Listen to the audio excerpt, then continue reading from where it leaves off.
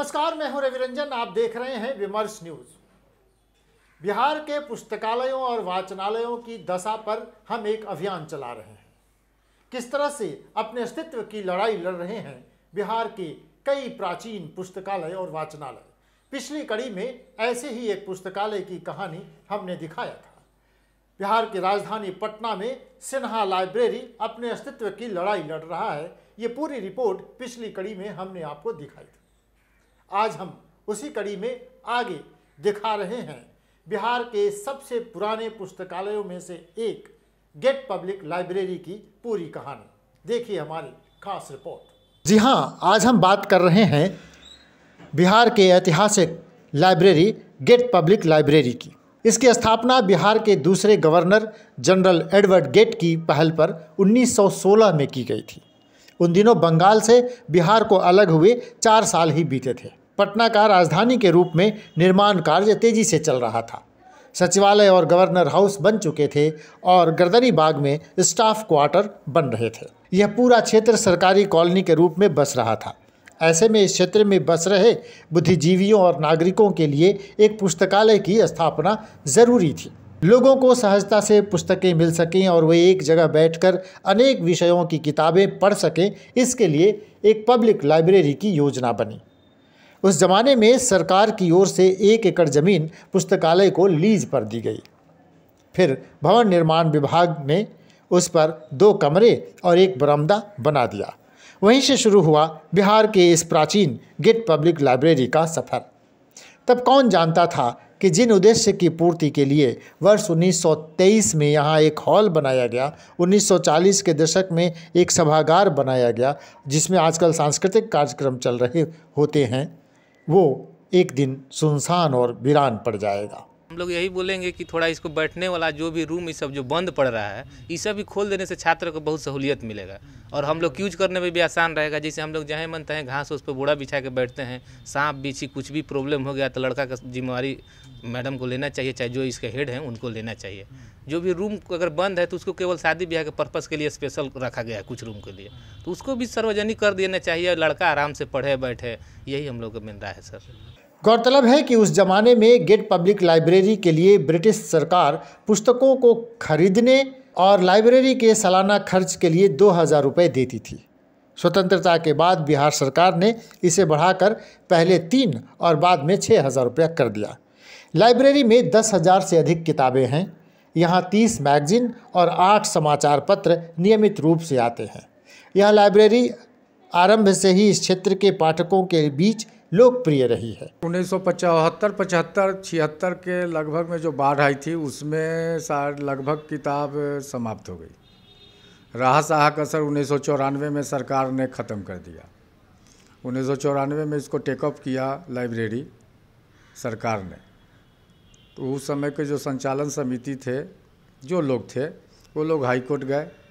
High court ने बहाल कर दिया, गेट पब्लिक लाइब्रेरी को कंटिन्यू कर दिया। सुप्रीम कोर्ट भी सरकार गई, वहाँ भी हार गई। उसके बाद से फिर से इसको समझ लीजिए कि पुनर्जीवित किया गया है। अभी 25 से 26 हज़ार किताब हमारे पास उपलब्ध हैं, जिसमें कुछ पुरानी किताबें हैं जो रेयर में, लगभग रेयर है वो किताब सब। इन दिनों इसके 360 सदस्य हैं। इनमें 110 आजीवन सदस्य हैं जबकि 250 सामान्य सदस्य हैं। आजकल प्रतियोगी परीक्षाओं में हिस्सा लेने वाले छात्र छात्राएँ इस लाइब्रेरी में आते हैं। अपनी परीक्षा की तैयारी के लिए वो वाचनालय में बैठते हैं, लेकिन अब यहाँ मैगजीन धीरे धीरे कम होने लगे हैं, अखबार भी कम ही आते हैं। पढ़ने में थोड़ा सा दिक्कत है लड़कों को, मतलब अरेंजमेंट में बैठने में थोड़ा सुविधाएं कम है। और जैसे मैगजीन नहीं है। अब पेपर ऊपर तो आता है, सभी पेपर मिलता है यहाँ। सामान्य पाठक जिनको पुस्तकों में रुचि है वे अब इस पुस्तकालय में कम ही आते हैं। बिहार राज्य पुस्तकालय निदेशक कहते हैं कि अब पाठकों में पुस्तकों के प्रति रुचि नहीं रही। उधर पुस्तकालय के मैनेजर कहते हैं कि सरकार से अनुदान नहीं मिलने के कारण किताबें और जर्नल अब नहीं खरीदे जा रहे। लोगों का रुझान कम हो रहा है। मैं जहाँ तक समझता हूँ कि इसके लिए अभी का जो बदलाव जो हुआ है, खास करके मोबाइल, यूट्यूब और ये सब जो हुआ है, गूगल, ये इसका बहुत बड़ा कारण मुझे जो समझ में आती है बात क्योंकि अब सारा कुछ जो है बैठ के गूगल भाई को खोलते हैं और यहाँ बहुत सा चीज़ मिल जाता है। उसका कारण है कि धीरे धीरे रुझान कम होने से आदमी का जो है सो एक मन भी थोड़ा शिथिल हो जाता है। सरकार की तरफ से कोई कमी नहीं है, जो अनुदान जैसे मिलता था वो अभी भी मिल रहा है। प्रयास भी निरंतर हो रहा है कि और हम इसमें कैसे अच्छा कर सकते हैं। सरकार से कभी कभी अनुदान मिलता है समय पर।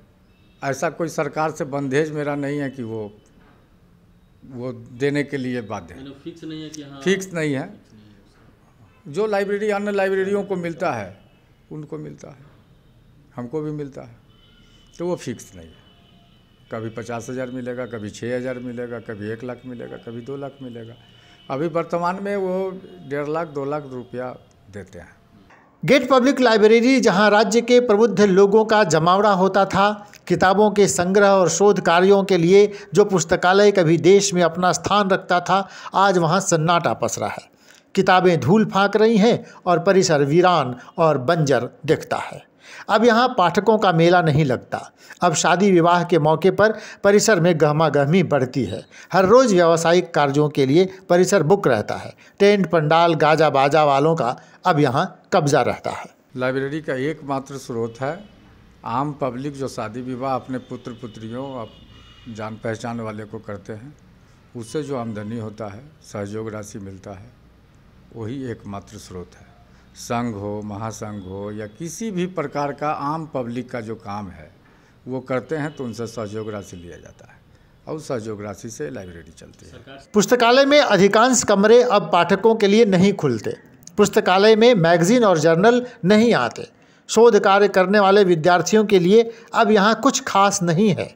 इसके अलावा मूलभूत सुविधाओं मसलन पीने का पानी, शौचालय जैसी सुविधाएं नदारद हैं। इसलिए छात्र छात्राएं पुस्तकालय की व्यवस्था से दुखी हैं। खुलकर तो कोई कुछ भी नहीं कहता, लेकिन छात्राओं के लिए यहाँ भारी मुश्किलें हैं। बाथरूम और वाटर का पानी का थोड़ा सप्लाई थोड़ा सा दिक्कत है।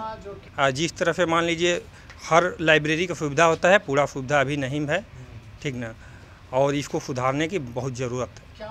बहरहाल एक ज़माने में जो पुस्तकालय पटना की शान कहा जाता था, आज वहाँ वीराना पसरा है। कुछ छात्र छात्राएं प्रतियोगी परीक्षाओं की तैयारी करने जरूर आते हैं, लेकिन कभी पटना की शान कहे जाने वाले गेट पब्लिक लाइब्रेरी में अब शोध कार्य नहीं हो रहे। पाठकों की रुचि धीरे धीरे घटने लगी है। पुरानी 10,000 किताबें तो यहाँ ज़रूर हैं, लेकिन पाठकों के लिए नई किताबें फंड के अभाव में अब नहीं खरीदी जा रही हैं। इस तरह एक ऐतिहासिक पुस्तकालय धीरे धीरे अवसान की ओर चल पड़ा है। तो हम बस उम्मीद कर सकते हैं कि सरकार का ध्यान इस ऐतिहासिक लाइब्रेरी की ओर जाए और इसका कायाकल्प हो सके। बिहार के पुस्तकालयों और वाचनालयों की दुर्दशा पर हमारी ये मुहिम जारी रहेगी। अगली कड़ी में हम फिर किसी एक और पुस्तकालय की कहानी आपको सुनाएंगे और दिखाएंगे। देखते रहिए विमर्श न्यूज़। अभी तक आपने हमारे चैनल को सब्सक्राइब नहीं किया है तो जल्दी से आप सब्सक्राइब कीजिए। आप जाइए www.vimarsnewslive.com पे, हमारे चैनल को सर्च कीजिए, सब्सक्राइब कीजिए और उसके बगल में जो बेल आइकन है उसको भी दबाइए। देखते रहिए विमर्श न्यूज़। नमस्कार।